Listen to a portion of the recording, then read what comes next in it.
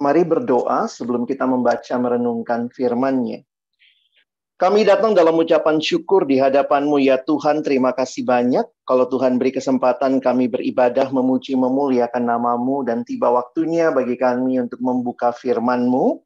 Kami mohon ya Tuhan, ketika kami membuka firman-Mu, bukalah juga hati kami. Jadikanlah hati kami seperti tanah yang baik, supaya ketika benih firman-Mu ditaburkan, itu boleh sungguh-sungguh berakar, bertumbuh, dan juga berbuah nyata di dalam hidup kami.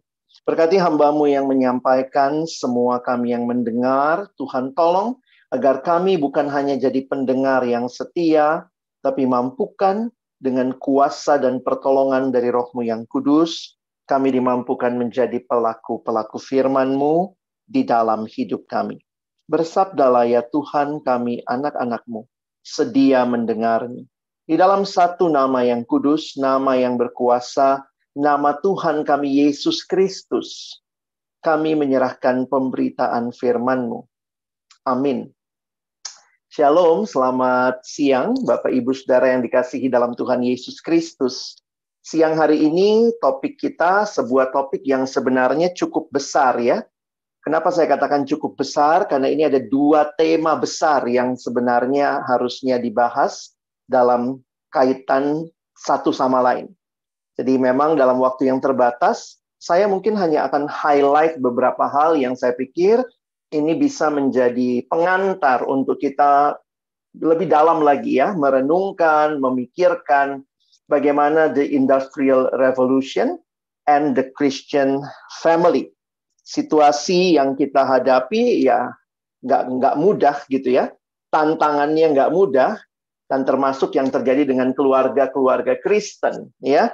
Jadi bicara keluarga Kristen itu topik besar, bicara revolusi industri itu topik besar.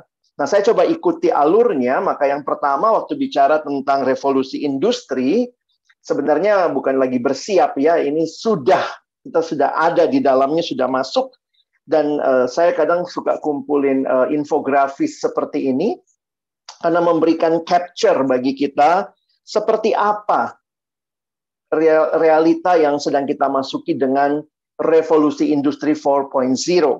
Nah, kalau nanti kita bisa melihat ya, slide-nya saya bisa bagi begitu ya.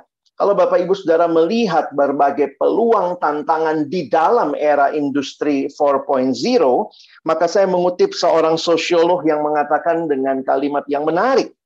Ini Profesor Klaus Schwab, dia berkata, "There has never been a time of greater promise," jadi waktu yang sangat besar menjanjikan, tetapi juga pada saat yang sama greater peril.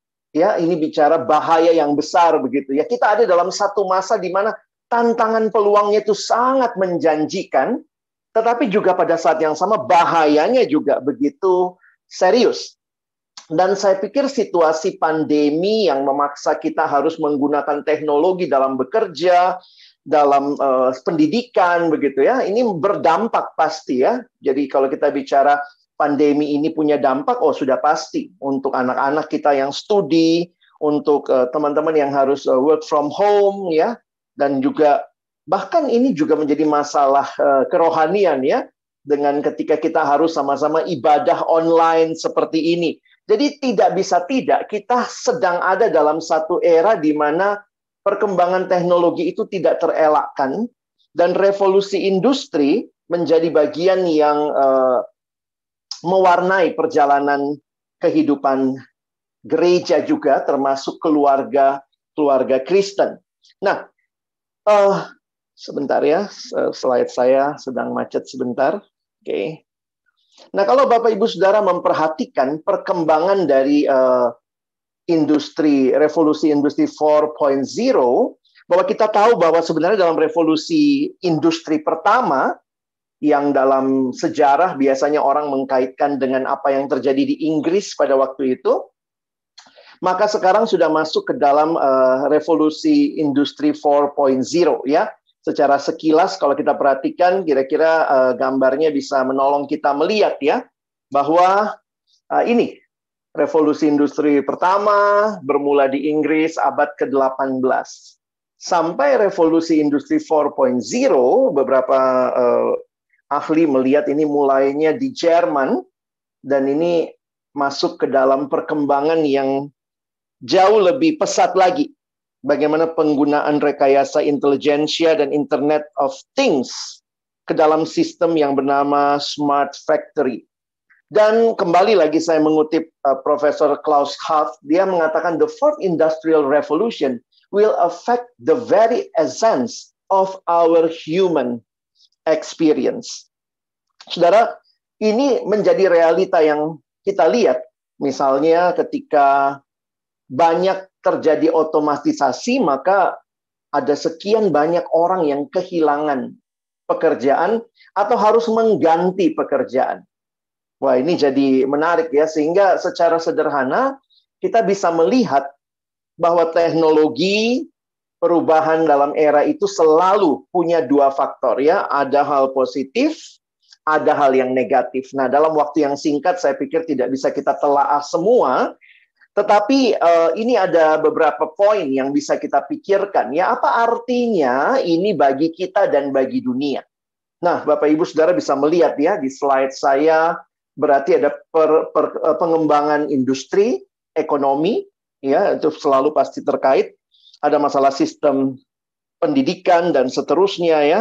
Tapi yang menarik yang saya mau gambarkan buat kita adalah ini. Hubungan masyarakat dan manusia juga akan berubah. Dan karena itulah saya pikir topik kita hari ini menjadi menarik ya. Waktu kita lihat kaitannya, tentu ada banyak faktor. Kita nggak bicara faktor pekerjaan, tapi kita bicara faktor keluarga. Nah, saya mau masuk dasar Alkitab sebentar untuk menghayati kembali bahwa kita adalah manusia yang diciptakan oleh Allah. Dan Kejadian 1 ayat 27 dengan jelas mengatakan kita dicipta sebagai gambar dan rupa Allah. So God created man in his own image. In the image of God, he created him. Male and female, he created them. Realita yang Alkitab berikan kepada kita. Jadi ini saya pikir perlu menjadi dasar berpikir kita, bahwa kitab Kejadian mencatat awal mula segala sesuatu termasuk manusia, di mana manusia adalah ciptaan Allah yang segambar dan serupa dengan Allah. Ada banyak aspek yang bisa dibahas dari realita ini.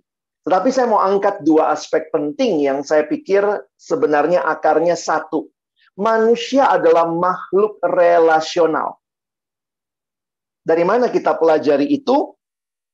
Karena realitanya Allah menciptakan kita, dan Allah yang menciptakan kita adalah Allah yang merindukan untuk memiliki relasi yang personal dengan setiap ciptaannya. Secara khusus, waktu berbicara manusia sebagai gambar dan rupa Allah.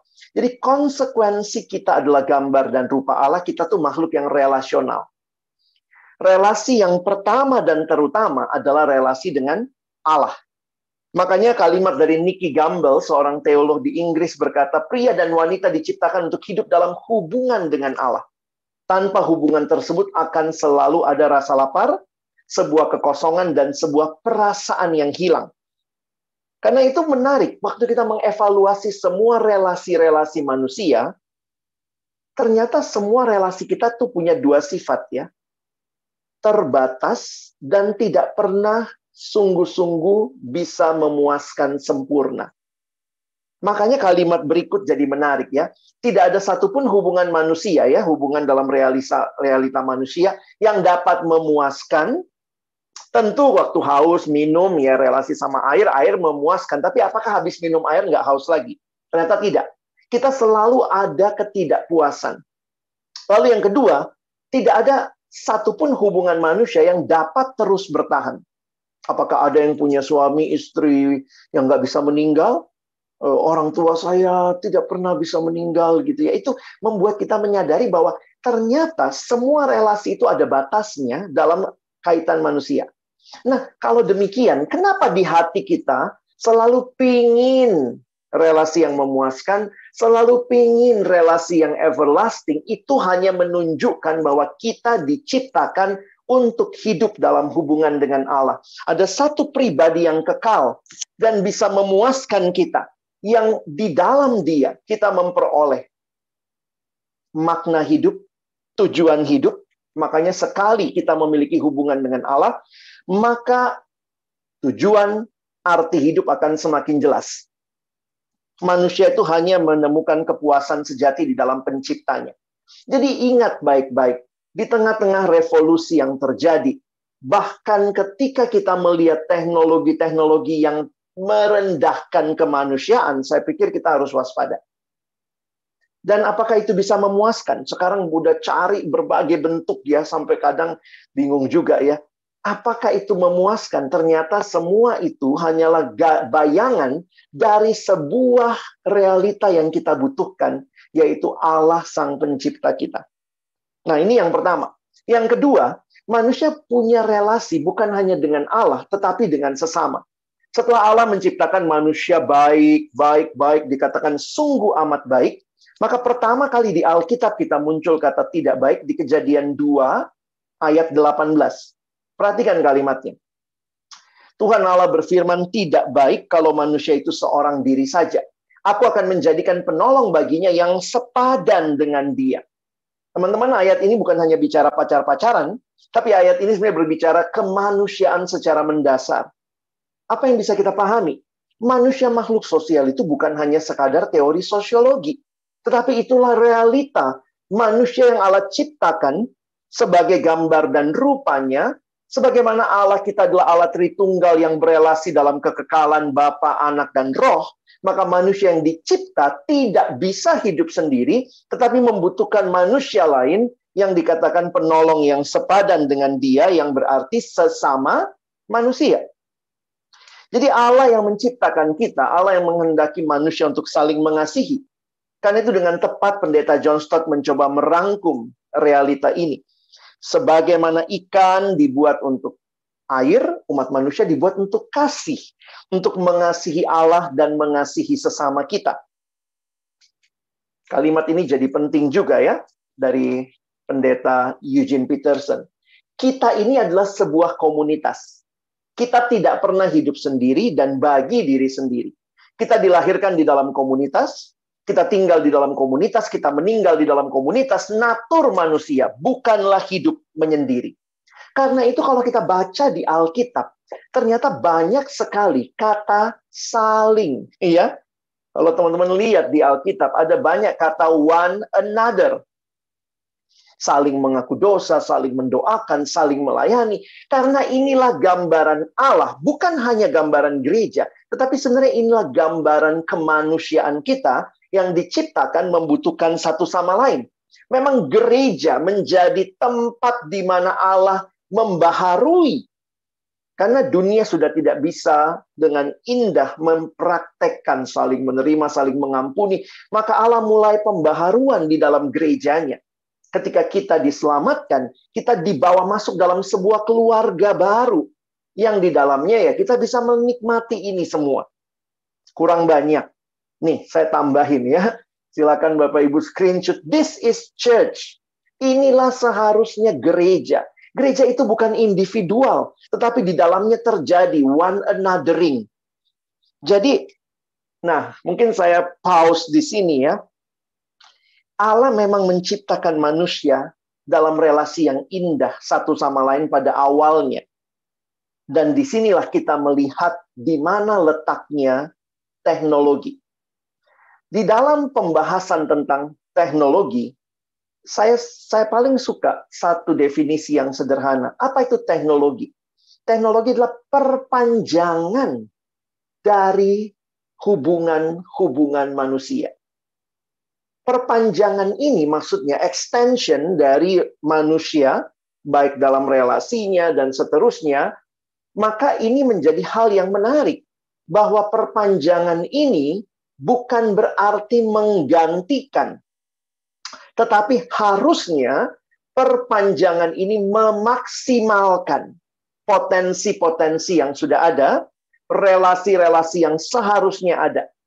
Jadi, jujur aja, kalau secara evaluatif kita mau melihat, ketika semua teknologi yang terjadi itu menghambat manusia untuk menikmati relasi, maka sebenarnya teknologi itu sudah salah kaprah. Karena teknologi itu tidak memanusiakan manusia yang diciptakan harus punya relasi dengan Allah, harus punya relasi dengan sesama. Nah, itu dulu deh, prinsip yang teman-teman bisa pahami, bahwa inilah yang membuat kita bukan anti teknologi, kita memakai, tetapi sekarang misalnya kita pakai Zoom. Kenapa? Harusnya kan kita ketemu, tapi ketika tidak bisa bertemu, maka Zoom menjadi perpanjangan kita bersekutu satu sama lain. Bisa lihat wajah, bisa segala macam. Tetapi, jangan lupa, bahwa ini bukanlah segala-galanya. Ini perpanjangan yang harusnya memaksimalkan relasi-relasi yang seharusnya kita miliki di dalam wilayah yang tanpa teknologi. Jangan sampai waktu kita ketemu nanti, kita udah kagok, nggak bisa ngomong.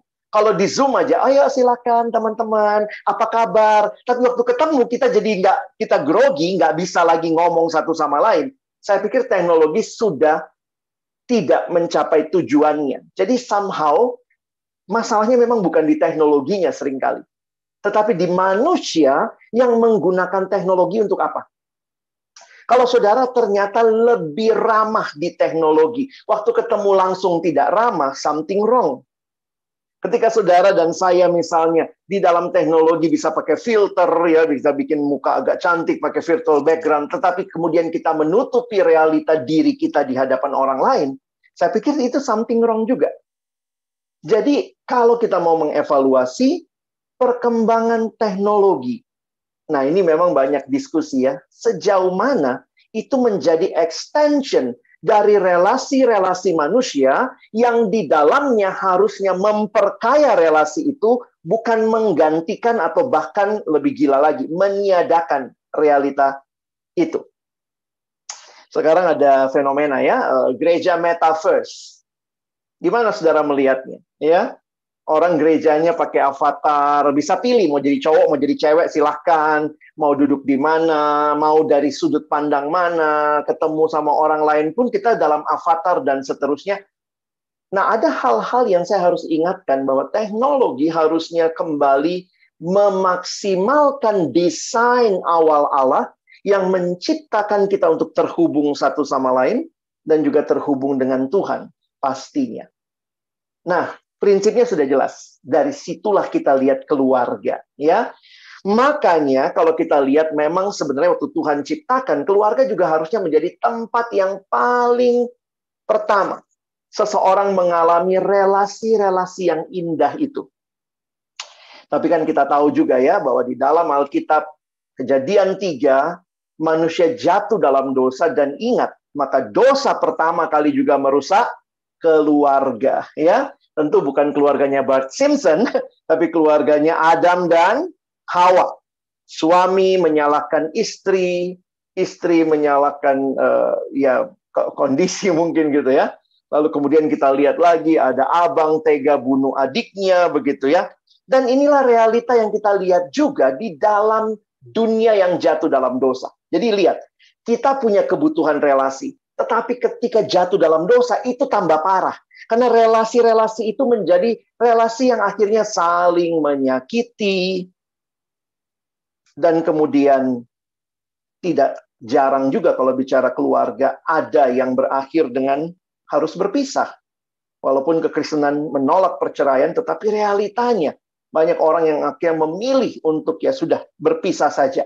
Belum lagi ketika kita lihat juga banyak kekerasan terjadi di dalam rumah tangga. Relasi-relasi yang hancur satu sama lain. Jadi saya makin takut ya, manusia dalam dosa menggunakan teknologi secanggih apapun bisa jadi untuk menyembunyikan diri, menarik diri dari relasi-relasi yang seharusnya. Ada orang yang pernah bilang gini ya saya udah marah sama anak saya gitu ya.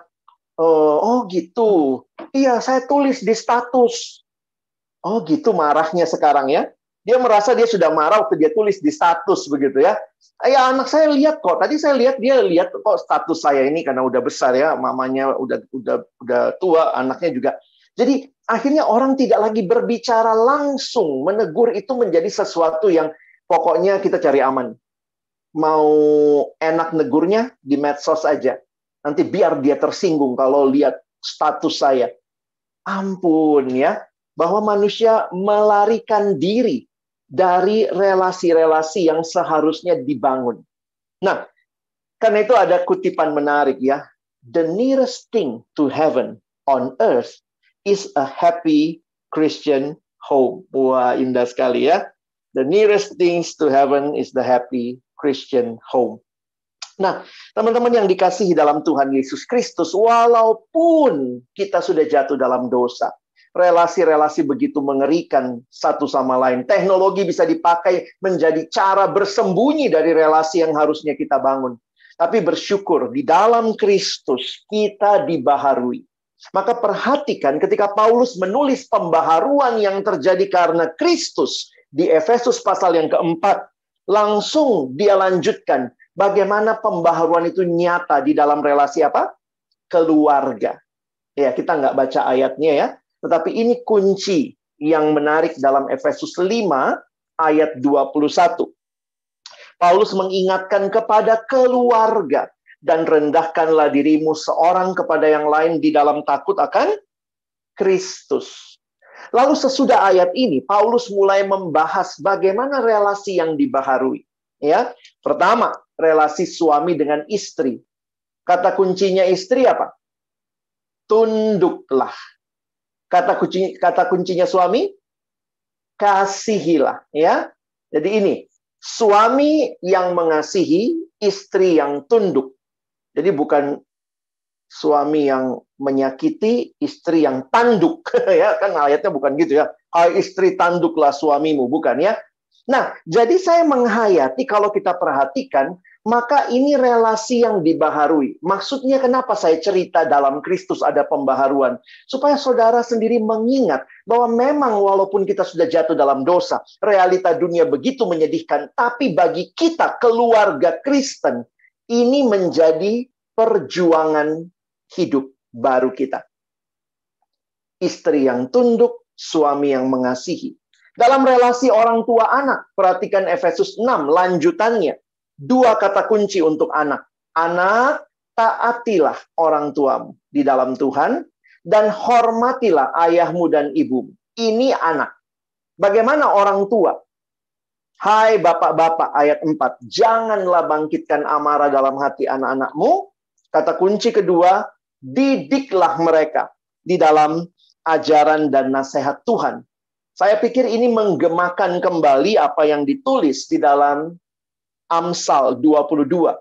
Didiklah orang muda menurut jalan yang patut baginya, maka pada masa tuanya pun ia tidak akan menyimpang dari jalan itu.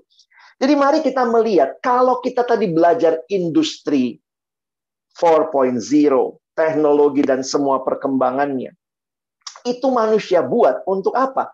Harusnya untuk memaksimalkan relasi-relasi manusia. Maka seharusnya kita bisa menggunakannya, memaksimalkan relasi di dalam keluarga kita. Kalau dipakai dengan benar. Kalau dipakai oleh orang yang dibenarkan, orang yang dibaharui. Dan apa intinya keluarga Kristen? Intinya, keluarga yang diberkati dan berbahagia adalah keluarga yang takut akan Tuhan. Nah, secara sederhana mari kita lihat tantangannya. Betulkah teknologi sekarang? Nah, kita ini kan orang-orang yang sudah dibaharui dalam Kristus. Apakah kita berjuang menggunakan semua kemajuan ini dengan tepat? Secara reflektif saja, karena ini juga saya tidak bisa bahas mendalam. Dulu ada iklan ini ya, Nokia, Connecting People. Wah. Tetapi ketika ada teknologi, apa yang terjadi di dalam keluarga? Ini banyak meme-nya ya. Beda suasana katanya ya. Kebersamaan dalam keluarga. Dulu dan sekarang. Wah, itu semua pakai gadget ya. Gadget mendekatkan yang jauh. Mama, saya lagi chatting nih sama temen di Amerika. Tapi akhirnya udah nggak ngobrol sama mamanya. Atau gitu juga ya. Mendekatkan yang jauh tapi menjauhkan yang dekat. Ini gambaran yang biasa kita lihat dalam keluarga-keluarga saat ini. Harusnya siapa yang menjadi fokus? Kristus. Tapi realitanya kita semua berteknologi saat ini. kerja pakai HP, pakai laptop, anjingnya nggak mau kalah gitu ya. Anak-anak studi pakai semua. Maka kita harus bisa juga menghayati lah. Kadang-kadang kalau bicara teknologi semua negatifnya. Nggak juga. Kita mesti bilang ya, bahwa ini dampak positifnya ada. Semua jadi cepat, jadi mudah, bisa memberikan dukungan sosial gitu ya. Kalau kita ketemu orang yang sehobi, orang nge-like aja kita merasa didukung begitu ya. Ih, dia nge-like gue loh gitu ya. Nah, lalu kemudian dalam pengembangan kepribadian, ini sebenarnya meningkatkan self-confidence, anak-anak berani tampil ya di TikTok, di mana gitu ya. Self-esteem, itu bisa menolong juga ya. Dan sisi lain misalnya apalagi, dalam dunia pendidikan, kemampuan komputerisasi yang baik gitu ya, ini menolong sekali dalam sekolah saat ini. Karena sekarang anak-anak bikin tugasnya apa? Bikin video. Wah, kadang-kadang papa mamanya yang bingung, gimana potong-potongnya, ngekatnya, akhirnya belajar gitu ya. Dan ini membuka peluang, open networking. Tapi juga jangan lupa ya, nah ini sebenarnya berkaitan sama internet. Saya coba kutip satu penelitian teman saya, anak kelompok kecil saya, seorang dokter psikologi dari BINUS. Dia mengatakan bahwa sekarang ini ditemukan penyakit ya, gangguan kejiwaan yang berpotensi untuk menjadi besar, yang namanya problematic internet use, PIU. Jadi lebih memilih untuk berinteraksi secara online daripada tatap muka. Nah, ini mesti hati-hati nih. Internet sebagai pelarian dari mood yang buruk, dia teroccupied siang malam dengan internet, penggunaan internet yang kompulsif hingga berlebihan, dan dampak negatifnya itu ternyata ditemukan, ini saya bicara anak-anak ya, dalam hidup personal dan akademisnya. Dan sudah ada beberapa penelitian yang dilakukan terkait dengan hal ini ya. Nah, sebenarnya pertanyaannya ini, apa sih masalahnya? Kalau kita lihat peluang dan tantangan, apakah teknologi, internet sumber masalahnya? Ataukah anak-anak yang nggak bisa diurus, yang sekarang bebas banget, tidak dapat mengatur diri, anak saya nih masalah? Atau jangan-jangan orang tua sumber masalahnya? Nah, penelitian membuktikan begini ya, bahwa seringkali anak-anak yang lari ke internet, lari ke media sosial, lari, saya bukan bilang make ya, tapi lari. Jadi dia stres, cemas, lalu dia masuk ke dalam dunia internet. Itu beberapa penelitian menunjukkan itu karena relasi dengan orang tua kurang baik. Jadi ini jadi menarik ya, untuk memperhatikan relasi anak dengan orang tua. Jadi saya melihat ya, salah satu penyakit ke depan ini PIU ini ya, PIU. Dan ini bentuknya bisa macam-macam, kecanduan gadget, kecanduan game online, kecanduan drama Korea. Jadi yang namanya seperti kecanduan, dia stres kalau nggak buka HP dan seterusnya ya. Nah, itu biasanya terjadi sama anak-anak. Karena mereka yang lebih rentan ya. Jadi kalau saudara adalah orang tua, aduh, saya bukan orang tua, Bang. Saya masih pacar aja belum punya, boro-boro. Ya, kamu tante lah, tante atau om ya. Ingat juga ya, itu tanggung jawab kalian juga. Jadi jangan bilang nggak punya anak, lalu kemudian sebagai orang tua, ingat, apa skill yang harus dikembangkan. Kadang-kadang mungkin kakak kita punya anak, tapi kita yang dikasih tanggung jawab karena dia udah nggak bisa ngomong sama anaknya. Biasanya begitu juga ya. Nah, di keluarga saya pikir maksimalkan. Apa yang perlu kita kembangkan? Jangan-jangan ada skill-skill yang perlu kita bangun dalam hidup kita. Dan belajar mengenali perkembangan anak dalam tahapan usianya. Saya pikir ini tantangan yang harusnya kita ambil sebagai responsibility bersama. It takes a village to raise a child. Untuk membesarkan seorang anak gitu ya, maka it takes a village. Kalau itu Christian family, then I can say like this, it takes the whole church to raise a Christian children. Jadi mari kita belajar melihat ya. Nah, satu penelitian singkat ya. Anak yang sejak kecil memiliki ketergantungan pada gadget cenderung memiliki relasi yang kurang baik dengan orang tuanya. Menarik ya. Jadi rasa adiksi anak pada gadget dapat membuat bosan, sulit konsentrasi sama dunia nyata. Terutama untuk mendengarkan orang tuanya. Sehingga adiksi pada gadget membuat anak-anak sampai bingung dan galau bila tidak ada gadget. Padahal ini hanyalah sebuah benda yang mereka mungkin belum benar-benar membutuhkannya. Nah, tapi sekarang kan sudah semua pakai buat sekolah ya. Mau nggak mau mereka butuhkan. Nah, namun faktanya, nah ini. Pada saat ini kita hidup dalam era teknologi dan sulit menjauhkan gadget dari anak-anak. Kalau kita jauhkan gadget dari anak-anak, nanti mereka ketinggalan zaman. Namun ada cara membuat anak-anak tidak adiksi sama gadget. Apa caranya? Sebenarnya nggak ada yang mudah ya. Bagaimana menolong mereka menyadari kamu harus memanfaatkan media, bukan dimanfaatkan media. Orang tua seharusnya dapat mengajari anak dan jelaskan kapan waktu yang tepat untuk mereka boleh memiliki dan menggunakan gadget. Anak tidak akan adiktif kepada gadget bila orang tua mampu memberikan kualitas waktu yang baik untuk anak-anaknya. Memang nggak mudah ya, sehingga pertanyaan dalam banyak parenting seminar, apakah gadget lebih menarik buat anakmu daripada kamu sebagai orang tuanya? Karena memang sulit juga, orang tua pulang kerja udah capek, ya, sehingga mungkin juga tidak punya waktu ngomong sama anak. Anaknya ngomong sama siapa? Ngomong sama status WA, status Facebook, status IG story gitu ya. Kenapa anak bisa ngomong ke sana? Jangan bilang, wah anak saya kecanduan. Tapi pertanyaannya, ini karena khususnya Bapak Ibu Saudara, banyak yang agak tua di sini ya, mungkin punya anak, maka belajarlah untuk bisa melihat. Jangan-jangan kita sebagai orang tua nggak menarik lagi buat mereka ya. Yang lebih menarik itu gadgetnya. Karena apa juga, jangan-jangan kita nggak dengar cerita mereka. Kalau ketemu, pokoknya marah. Kamu tuh nggak begini, nggak begini, nggak begini. Sehingga mereka mau cepet-cepet ke gadget deh. Gadget itu paling tidak menghakimi. Gadget itu paling memahami anak muda sekarang. Walaupun dia hanya diam. Tapi dia diam dan dia memberikan ruang. Bikin storymu. Dia memberikan ruang. Ceritakan hidupmu. Sehingga anak-anak ceritanya di situ. Kenapa? Mungkin di rumah nggak ada tempat cerita. Tapi disinilah saya pikir tantangan buat kita ya. Sebagai penutup saya ingin ingatkan bagi kita. Bahwa ingat realita kehadiran teknologi awalnya untuk menolong relasi-relasi ini lebih dimaksimalkan.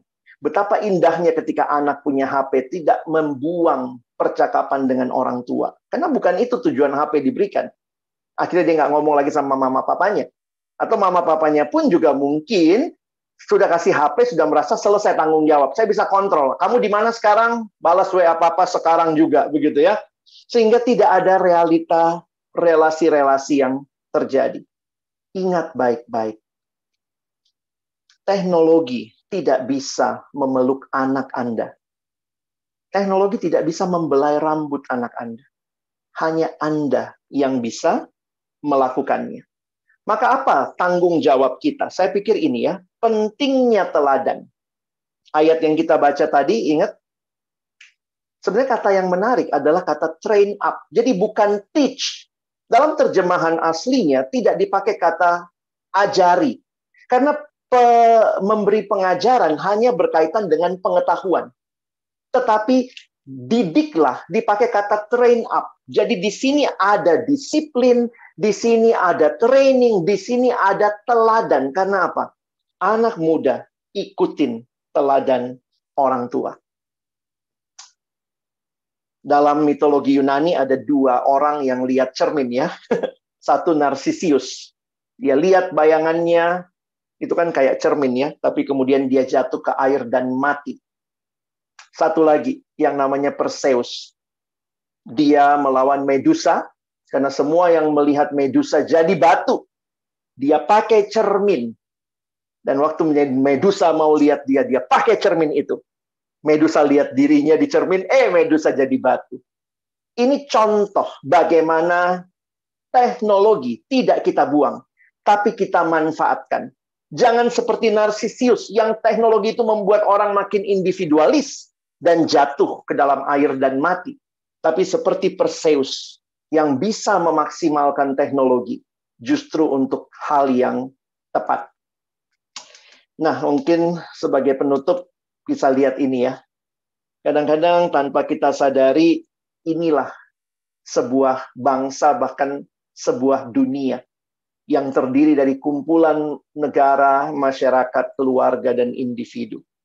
Saya tutup dengan kalimat Paus Yohanes Paulus II. As the family goes, so goes the nation. and so goes the whole world in which we live. Kiranya keluarga Kristen menjadi teladan bagaimana memaksimalkan teknologi, bagaimana tidak membuangnya, tetapi memaksimalkan dan menjauhi segala hal-hal yang membuat kita tidak manusia lagi. Memutus hubungan dengan Allah, memutus hubungan dengan sesama di dalam keluarga kita secara khusus. Kiranya Tuhan menolong kita bukan hanya jadi pendengar firman, tapi jadi pelaku firman. Mari berdoa. Tuhan, terima kasih buat firman-Mu. Memang sangat terbatas apa yang bisa kami bahas, tetapi kiranya poin penting ini boleh kami ingat, kami refleksikan, dan kami lakukan dalam hidup kami, di dalam keluarga kami masing-masing. Terima kasih, tolong kami sekali lagi, bukan cuma jadi pendengar, tapi jadi pelaku firman. Dalam nama Yesus, kami berdoa. Amin.